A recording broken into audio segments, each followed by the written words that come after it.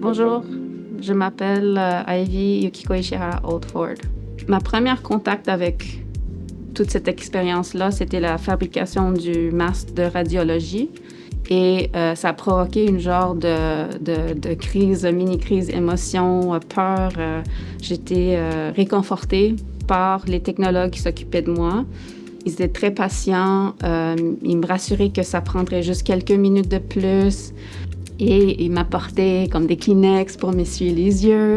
Ils me flattaient doucement. C'était une très bonne expérience finalement, mais je vous avoue que j'avais vraiment peur à ce premier contact-là. Mais c'est sûr que le travail du technologue, ça se passe en arrière-plan. On ne voit pas vraiment ce qui se passe, à moins qu'on se fait traiter. On ne parle pas de ça tous les jours, on ne parle pas de ça dans les médias. Si les gens ne connaissent vraiment pas ça. Alors, moi, je dirais que c'est un métier méconnu, peut-être pas aussi reconnu que ça devrait être. Dans les dernières années, la radio-oncologie a beaucoup évolué. Vous voyez derrière moi une machine de traitement qu'on n'avait pas lorsque j'ai commencé à pratiquer. Malgré tout ça, ce qui est une constance, c'est les technologues en radio-oncologie. Les technologues qui sont là pour, bien sûr, manipuler ces machines, mais qui sont là également pour traiter nos patients, qui sont là auprès d'eux pour les rassurer.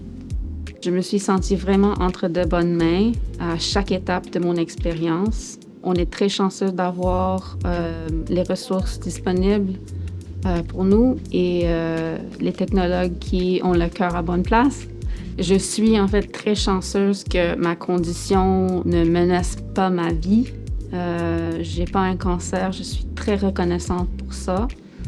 On touche du bois. Voilà, je suis très reconnaissante des soins que j'ai reçus ici.